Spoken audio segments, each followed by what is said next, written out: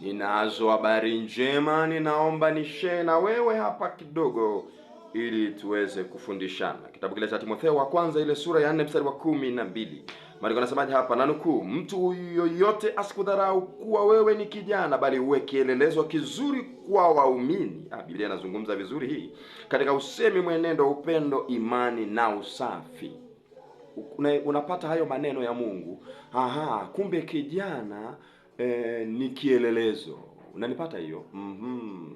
Okay, kama kijana ni kielelezo, Paulo anazungumza na Timotheo, anamwambia ya kwamba akawaambie vijana, akaliambie kanisa ya kwamba alipaswi kumdharau kijana. Biblia nyingine inasema mtu awe yote asiudharau ujana wako.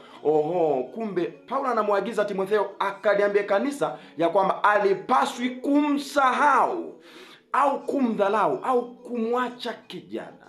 Nataka nizungumze juu ya somo lenye kichwa kinachosema kijana, kanisa likimdharau au likimsahau kijana limekufa.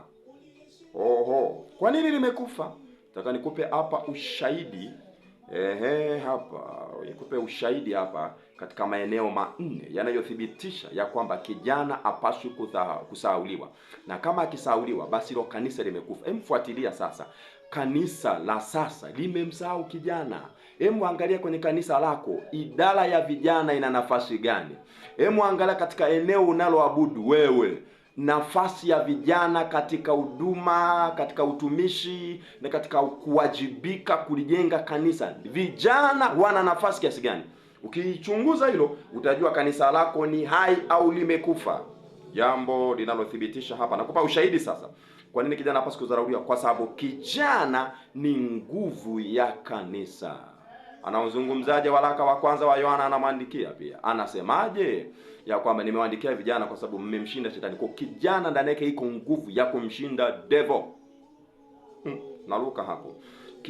Ushahidi wa pili, kijana hapaswi kudharauliwa. Kijana ndiyo amebeba vision ya kanisa. Sikia nikwambie, kanisa lolote lenye maono makubwa, linalotamani kufika mbali, lazima limpe kipaumbele kijana.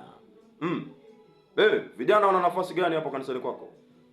Jambo la tatu hapa, au ushahidi wa tatu, kijana au vijana ni gara la huduma na utumishi. Yaani ndani ya vijana ni gara. Yaani ukiwekeza ndani ya vijana ni sawa na mtu anayehifadhi chakula kwenye gara kwa ajili ya kesho. Jambo la mwisho, kijana ni nguzo ya kuendeleza kanisa. Sikia nikwambie, kanisa lina tabia ya kuzaliwa, kuishi na kufa. Kijana ni mwendelezo wa kanisa.